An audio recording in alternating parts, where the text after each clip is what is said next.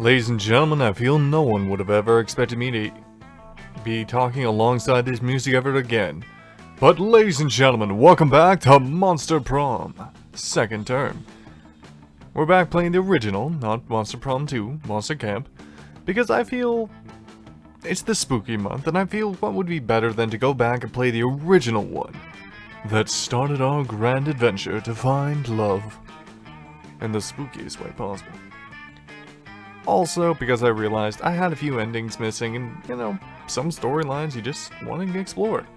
So, without further ado, for the month of spooky, I'll be trying to fill in some of the voids.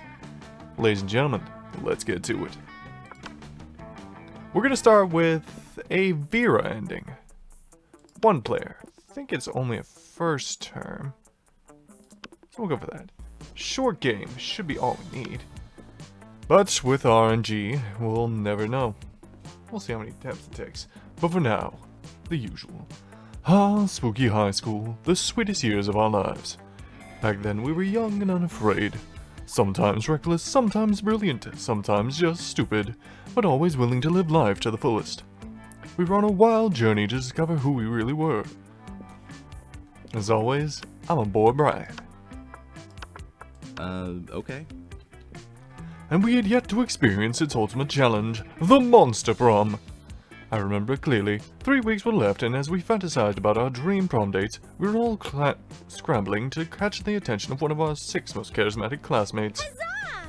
Miranda Vanderbilt, 19, a sweet mermaid princess who was as cute as she was genocidal. Damien LeVay, 21, a fearless demon with a taste for destruction and a love of fire.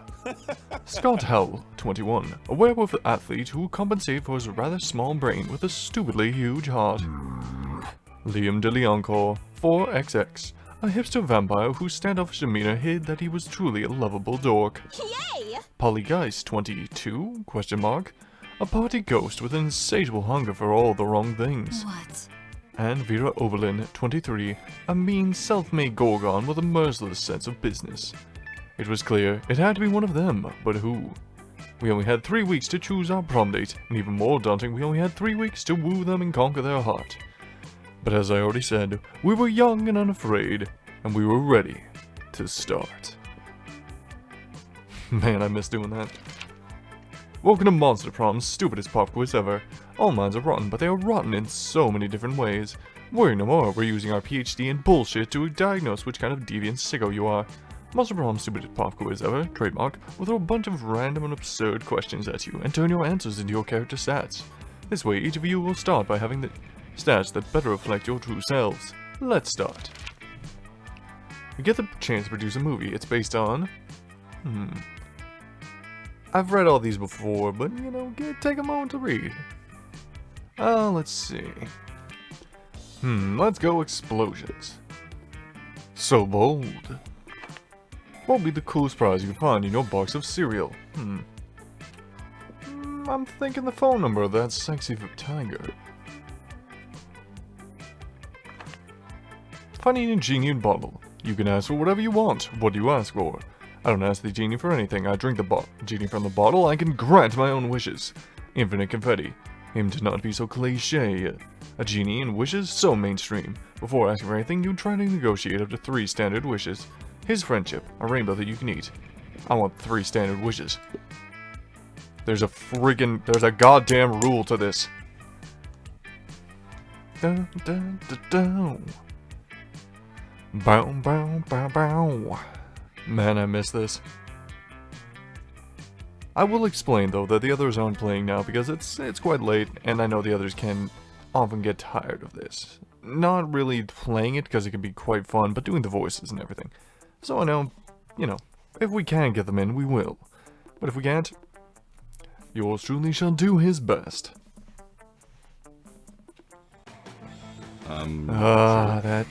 God, I missed this. Alright, so the main stat we're gonna need is creativity. And unfortunately for me, creativity only comes from one place. It's time to become a dragon. That day, while rehearsing for the class play, it's as though the muses themselves have descended to give you a figurative blowjob. Your performance is intense and inspiring. It will be remembered for generations, which is pretty rad by high school standards. You gain +2 creativity. Now did we get lucky? You see two hordes of your classmates running away from Vera and Scott. They're all screaming, "Spoilers!" Great.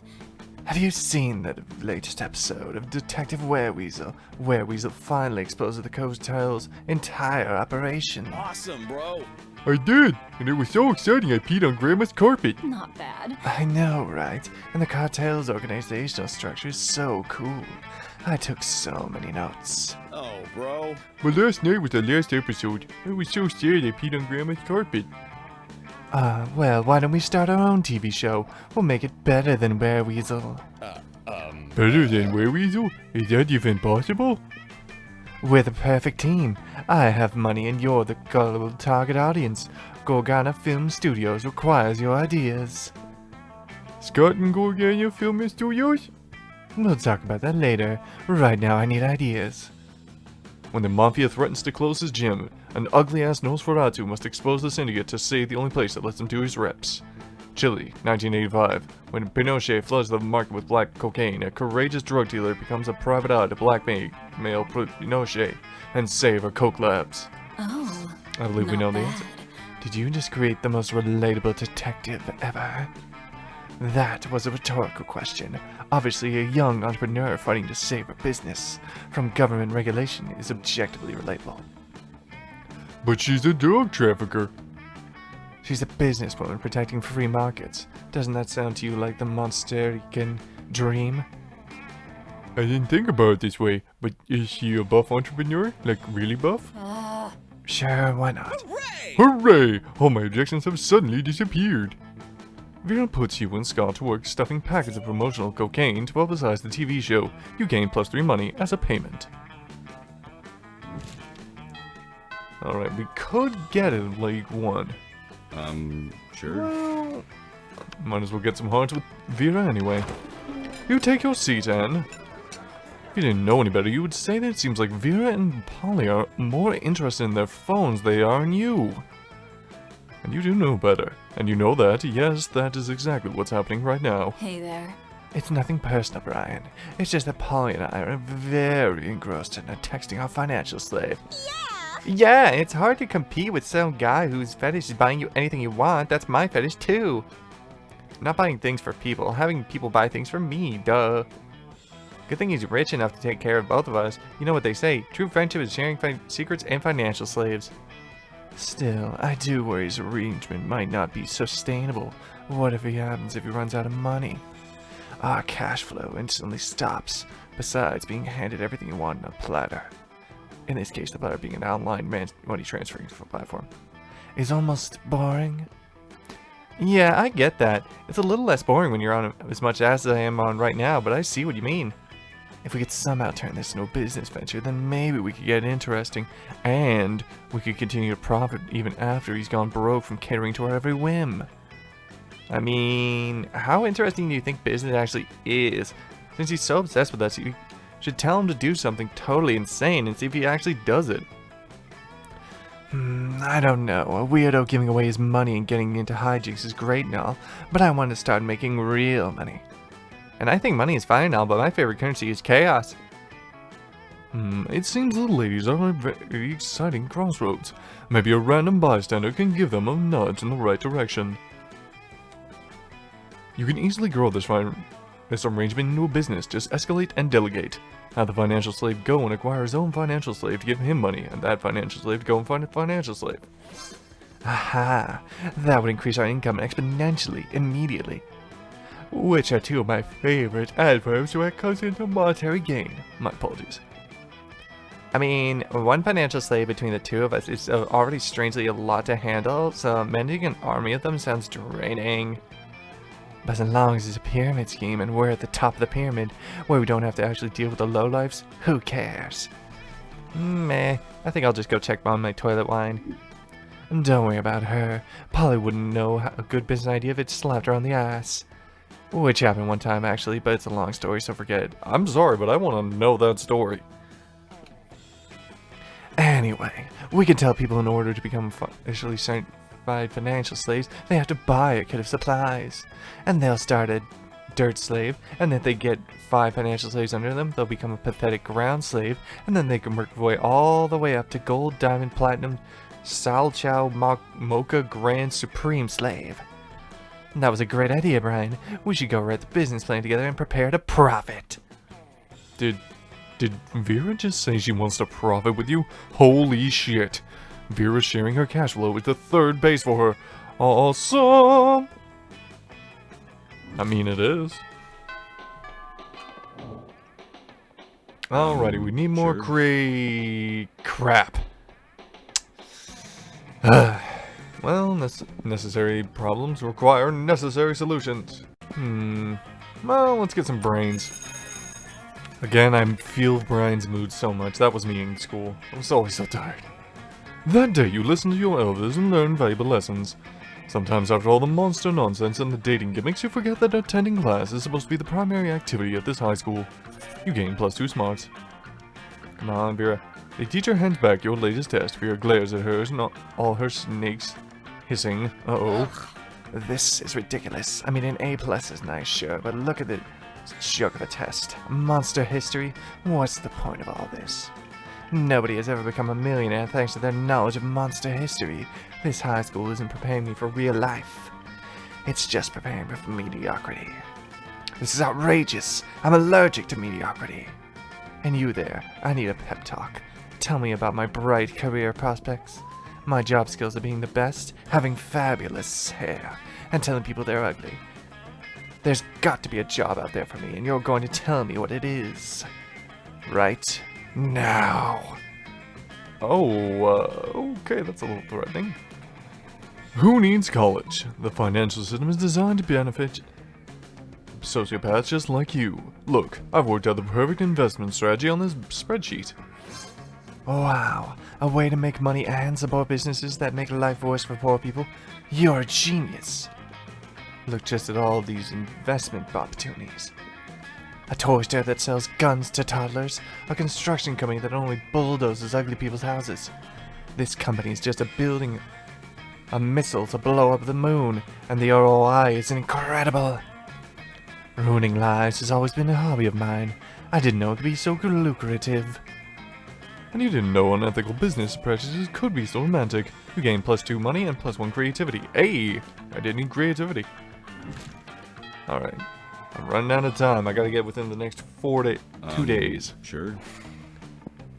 Alright, a bit more creativity.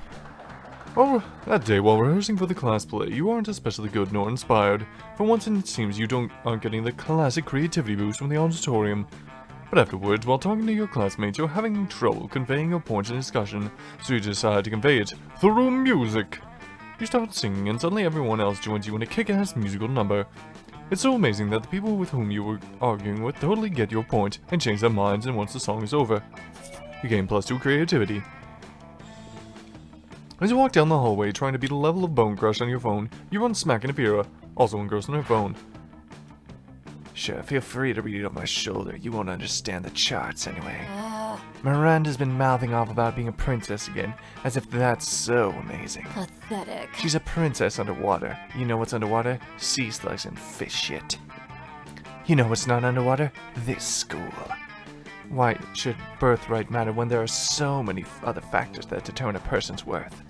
Their beauty, their cruelty, their business sense, and using all these factors I've divided the school into cools and uncools. Now I just need to find a way to reinforce the superiority of the cools over the uncools. Running... Uncool students should have to carry cool students from class to class on chases. Chases? Strange word. Rotting squid should be thrown at uncool students to remind them of how uncool they are. Ooh... Not bad. Whew. I do worry about my shoes getting scuffed up getting from class to class. These cockatrice scale pumps cost $2,000. What am I supposed to do, walk in them? Of course, the uncool students should pay for their chases out of my pocket. Maybe I'll go into Shay's business, exploit my fellow students, advance the cools, and turn a profit. A few days later, you see Vera being carried from Apparitions 3 to AP Fear Mongering on a beautiful studded couch. You notice there's a tag on it that says Oberlin Upholstery, and Vera is counting on her money. Sweet, you gain +2 money as a royalty for your idea and 1+1 smarts. Aight. Down to the last 3 days. If not, sure. we're gonna be jumping a little bit, so please stay with me. You approach Liam and Vera at their table, but before you can sit down, Vera holds up a hand. Pathetic. Stop. This is the cool people table, where only cool people are allowed. So mainstream. I would agree with that, Vera just said, but agreeing is something only uncool people do. Wouldn't you agree, Vera? Nice try, Liam, but I think we're getting away from this point. This interloper still wants to sit with us. Guys, I really just want to eat my lunch. Well, if he wants to sit with us, he's gonna have to prove he is as cool as we are. But without, like, trying to prove it. Trying is so uncool. So, what's it gonna be? Well, I guess I'll be going then, because there's no way anyone could ever be as cool as Liam. Let me ask you this. Would an uncool person be giving Vera 15 monster dollars right now? Okay, you're cool. What? Money can't buy coolness. Really? Let me consult my list of things money can buy. Let's see. Ore, organs, obedience. And there it is. Coolness. Why is coolness in the O section of your list? Because it's not a real list. I pretend there was a list in order to fuck with you. Cool. Okay, that's pretty cool. Speaking of cool, while I can't currently accept cash for campaign finance reasons, I will remember this favorably in the future. Oh. Perhaps not I'll call you bad. later for other favors. You hope those favors are sexual in nature, but you don't say that because that is not a cool thing to say. Alright, last chance before we just start jumping, ladies and gentlemen. Sure. Auditorium, don't fail me. That day while rehearsing for the class play, you can't help but feel you're not as good as the role requires you to be. There doesn't seem to be any ordinary way of getting yourself there, but there might be an extraordinary way. You summon the devil, one of many, and make a deal to enhance your creativity just a bit. You gain +2 creativity. You also lose 3 years of life as end of your deal. But who cares? They weren't happening in-game anyway. Also, you're a zombie. Later, you see Vera cackling to herself in the hallway, which is whatever, but you might as well find out why. Just practicing my prom queen acceptance speech in mind. It's not like the title bears any meaning whatsoever, of course. I really do consider the whole thing way beneath me. Wait a minute. One moment. Well, we're starting over because this is the prom queen ending, not the one we need. I'll see you in a bit, folks, and hopefully I get it. Sometimes all you need is 6 restarts and a little luck, also to be poisoned. Afterwards, you discover you've been poisoned and Vera has the only antidote. She does this all the time. It's how she invites you to hang out. Hey there. There you are. Thank you so much for coming. I'm embarking on a new criminal enterprise, and I need a concierge. The idea is simple yet brilliant. Think Uber, but for killing people. I call it murder. But it turns out the market is flooded with assassination apps, and blood. I need a way to get ahead of the pack, and since you're such a good advisor. Differentiate yourself by being the only service that offers free-range organic murders. Viral marketing. Literally, tailor a highly contagious virus to make people love murder. I mean, I like the viral marketing, but I feel, well, I guess organic murders kind of makes sense, actually. You know, you might be onto something there. I can see it now. Locally sourced knives, farmed sternum pitchforks, gluten-free pistols. And then the corpses will make superb compost for a bespoke poison nursery. Did someone say the words local, organic, gluten-free, and bespoke? Yes, and all those meaningless words and more can be yours if you sign up for my new assassination app. Sorry, I'm strictly opposed to violence, as it goes against the poetry of the soul. The poisons are brewed in small batches. Alright, fine. I think I'll try to think of someone I want killed. If you want to just give me the money, I can select someone to kill on your behalf. Well, okay, as long as it's organic.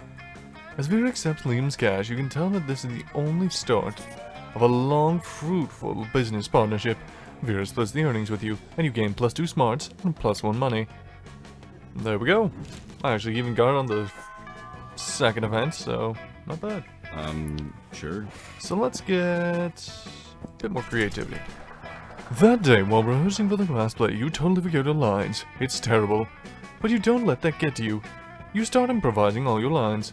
And it's marvelous. Somehow it enhances the pathos of the play, but in unexpected ways. And that's all saying something, since half of your improvisation is a rap battle against your inner fears. You gain +2 creativity. Pathetic. Goddamn, I signed up for this play because I knew I could fill out these costumes like a goddess. But now I'm starting to think I might actually hate acting, which is weird because I love lying. Yeah, and that's your fucking problem, Vera. You shouldn't be lying. You should be living truthfully under imaginary circumstances. Duh. What? You think I don't know about acting? I have hidden depths, you know. My life isn't all punching and arsing. It's just mostly those things. Look, you're an assassin, right? You just need to think of the best reason to assassinate someone. Oh, you know exactly what that is.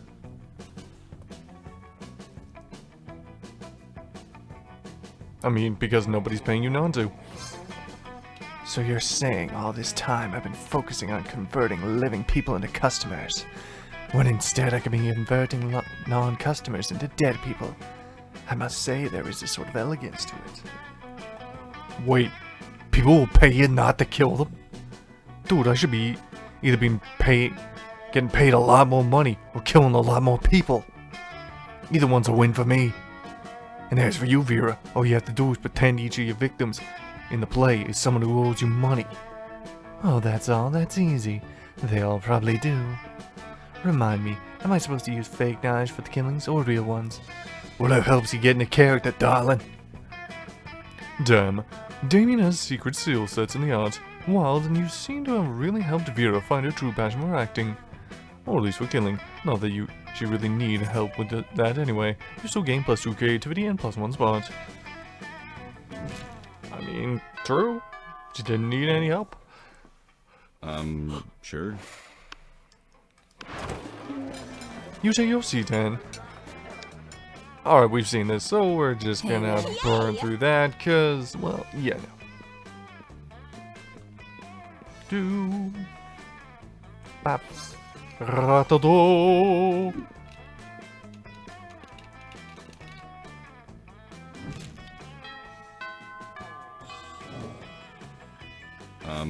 Sure. Let's get... Ooh, can't go there. Well, maximize creativity. That day, while rehearsing for the class play, you do a terrific job in acting. You act so hard that some of your classmates in the audience throw roses at you. 7 roses to be exact. Damn, roses aren't a valuable currency or stat in this game. Anyway, you check your converter app to see if this could translate into something a bit more useful. Seems 7 roses equals to 2 creativity points. Sweet, you gain +2 creativity. Between class periods, you discover a severed horse head in your locker. There's a note on its mouth telling you to meet Vera ASAP. Hey, you. I'm glad you've come. I have another crime problem in which you would benefit from your insight. Thanks to your input, murders, corner of the market, and app-based assassinations, and yet... the other crime laws don't take me seriously. Just because I'm not a 41-year-old man with a scary scar, those sexist morons think that this is just a phase for me. Since when did having a killer body and flawless skin disqualify a girl from a life of crime? It's disgusting. How can I show these chauvinistic goons what crime really means to me? Come on, think of something. You're my most trusted advisor.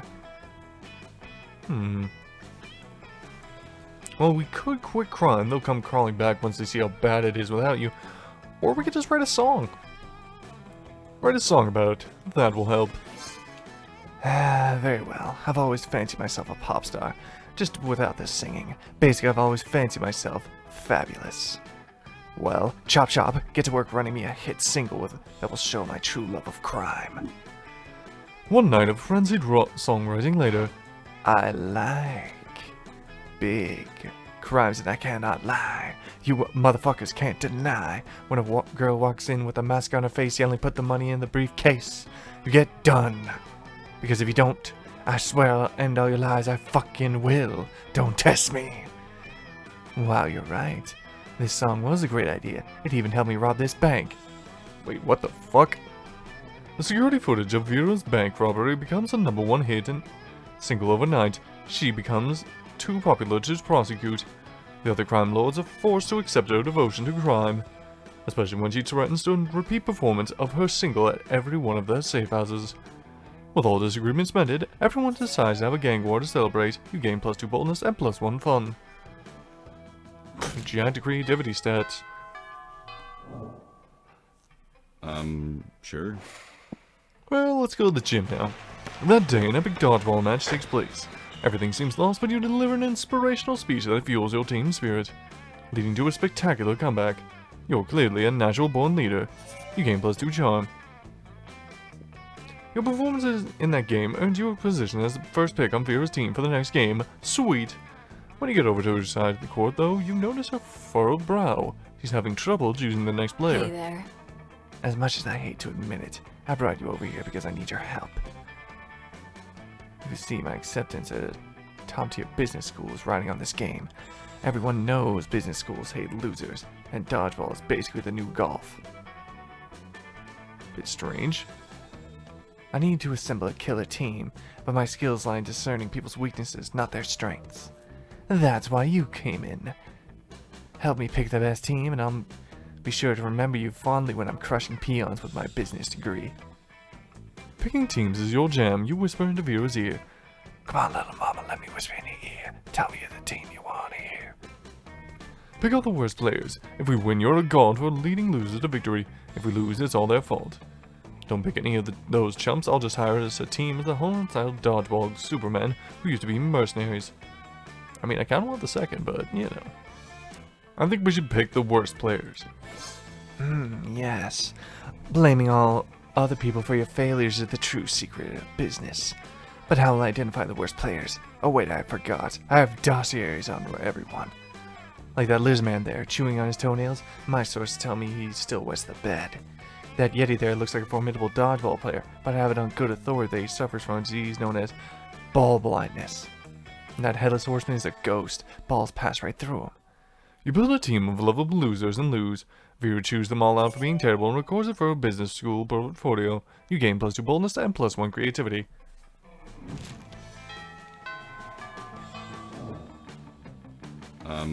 Sure. Damien and Vera. You find Damien and Vera hunched over a scale model of Spooky National Bank made out of cereal cartons, lunch trays, and ketchup packets. Alright, we'll go in through the side entrance, disable the alarms with an EMP, and blow the safe. Why don't we just blow up the side of the entrance, blow up the alarms, and blow up the safe? Because when we have so much C4, Damien. That sounds like a personal problem. What's this thing? Damien points out a kosher dill pickle in front of the vault labeled Police Ogre. That's the police ogre. He's got eyes all the way around his head, never sleeps, doesn't take bribes, and is invincible in combat. Can we blow him up? No, we can't blow him up. We need to find a way around him. Well, I'm out of ideas. Your Brian will cut you in on the heist if you can solve this ogre problem for us. Luckily, you're a heist mastermind. Before Vera and Damien can react, you rob the bank yourself and split the money with Vera. Quick as a flash, you take a cab over to the bank, walk in front of the front door, fist bump the police ogre, and walk out with all the money. You ride back to the school and dump half the money out on the table, totally burying their shitty scale model of the bank. What? How? You explain that you and the police ogre go to the same salsa dancing class. Taking advantage of personal friendships for illicit profit? I've never respected you more. I assume this pile of money and gold ingots is my share? You nod, sexily. Hey, where's my cut? I've got your cut right here, interloper. Vera stabs Damien with one of the irresponsibly sharp butter knives the school cafeteria provides. You've never been more turned on. Damn. Gotta love a girl who's ready to murder. Sure. And let's get one last bit of That day, an epic dodgeball match takes place. Amidst the battle, you spot a fellow player that seems utterly discouraged. She thinks she's not worthy of anything at dodgeball, and she attempts to throw a ball at herself. You explain to her the many ways you think she's unique and wonderful, while also defending the many pleasures in life. With your help, she's capable of finding reasons to help playing, and gains a sense of self-worth. You gain +1 BFF. Sadly, she's not part of this game, so beautiful friendship will take place off screen, and 2 charm. You'll mind barely on what you're doing, although you're really concerned about what is your situation with Vera. Throughout her latest gang war, you've been her closest and most trusted advisor, maybe too close. You're worried Vera's become so dependent on your advice, she's blind to your true romantic intentions. If only you had the courage to tell her how you really feel. After all, you don't want to end up in the advisor zone. You're so lost in thoughts of unrequited love, you hardly notice Vera sneaking up to you. Maybe she's also because of the invisibility cloak you helped her pick out. Hi. There you are. I was just going to pick you up. We've got a date tonight. A date? Then perhaps your affections aren't unrequited. We're the heads of Monster City's major crime factions. To celebrate the end of the latest gang war. You're such a good and loyal advisor, I couldn't imagine going without you. Right, of course. Trying to hide your disappointment, you accompany Vera to the peace conference, but soon... You can have horse racing, but if you think I'm giving up murder's monopoly, you've got your head so far up your ass it's pop back out of your shirt collar. Louis the actual crocodile snaps his fangs. Gunbozo Gianetti of the deranged clown assembly honks in disapproval. Timmy the knife baby chews his rattle menacingly. Alright, you scumbag, settle down. But it's too late. Larry the Croc unveils a wicked machine gun. Gunbozo makes a rocket launcher out of the twisted balloons, and Timmy the knife baby produces a lot of knives. Hey, advisor, a little happier. If you don't save Vera now, you'll never have a chance to confess your feelings. So you take a deep breath and... Well, only one option. Confess your feelings. With no thought of the danger you're in, you turn to Vera and bare your soul. You confess that you've been advising her this whole time not out of the love of crime, but out of the love for her. I don't know what to say. Partially because I'm in the middle of a very tense standoff. But the tense standoff suddenly becomes tender, as though the underlings to the other crime lords follow your example. Larry the Croc salamander sidekick admits to years of repressed longing. Gunbozo's chauffeur climbs out of his tiny car and begs his boss to give their love a chance. And Gunbozo's second chauffeur does the same, and so does the third, and so on. Timmy the knife baby's wet nurse confesses a fatal attraction to her little lord. Gunbozo's various chauffeurs jealously fight for his love, killing each other in the process. Timmy the knife baby is a baby, and so has his wet nurse arrested for being a pervert. Larry the Croc, being an actual crocodile, marries his salamander sidekick and lives happily ever after. At least until Vera mows everyone down with a Tommy gun. Well, there's the last obstacle to my complete dominion taken care of. Thanks for the distraction. You know, all this time I thought you weren't attracted to me. I thought your interest was purely professional. But it turns out that your love was even more useful to me than my professional interest. I'll take it. While simultaneously taking control of the city's entire criminal underworld. It looks like love really does conquer all. As Vera's most trusted advisor and love interest, you gain +2 smarts and +1 money. Ah, love. And a Tommy gun. The greatest power of all. I love how she's dead center. Hey, It's a you. nice touch. Sure. Prom? You know what, my dear advisor? I think lately I'm focusing too much on all the crime adventures. It's nice to be rich and feared, and what's the point if I don't get to enjoy life from time to time? So I had the feeling prom night could be a great way to unwind. What do you advise me to do? And then she winks at you. That's so rare that we don't even have an art of her doing it. Also because she has an eye covered. I mean, yeah, that's a good point. And in the end, you and Vera have a lovely evening together, That will teach them. followed by lots of thrilling crime adventures. I mean, damn. I ain't got nothing against that. Vera starts falling for you. She values how you respect her individuality and even support her career by being her trusted advisor. The two of you do a great job of juggling being partners in both love and crime. Also because Vera's great at everything she does, or so she reminds you constantly. And also she reminds you that the two of you may be partners in love, but in crime you're still superior and advisor. But that's Vera for you, and under all her ferocious confidence you can also perceive a deep respect for you. So beautiful. Crime is always the answer. Crime! Brian, best at impersonating a plate of spaghetti. I mean, I am that vibe. Vera's quote, I'm not being paid for this quote, this is outrageous!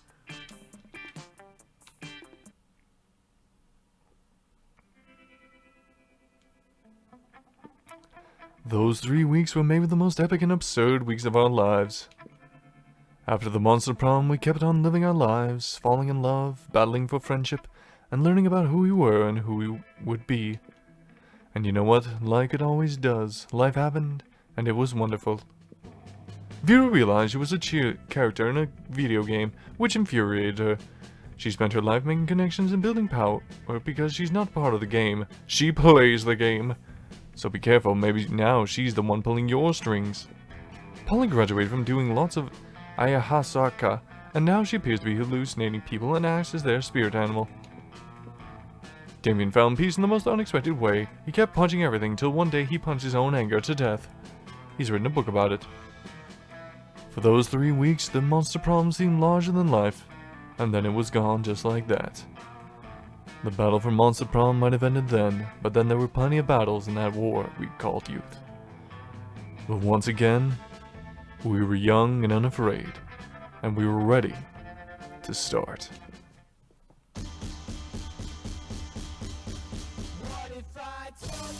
Ladies and gentlemen, thank you very much for watching. As always, make sure to like, comment, subscribe, you know, all that slock. But as always, man, I'm not even rambling. Just stay beautiful, people. Like, comment, subscribe if you want. The choice is yours. Catch you next time in another episode or another adventure, and be sure to check out the rest of the series. Or Monster Prom 2 Monster Camp, if you're so interested. See ya!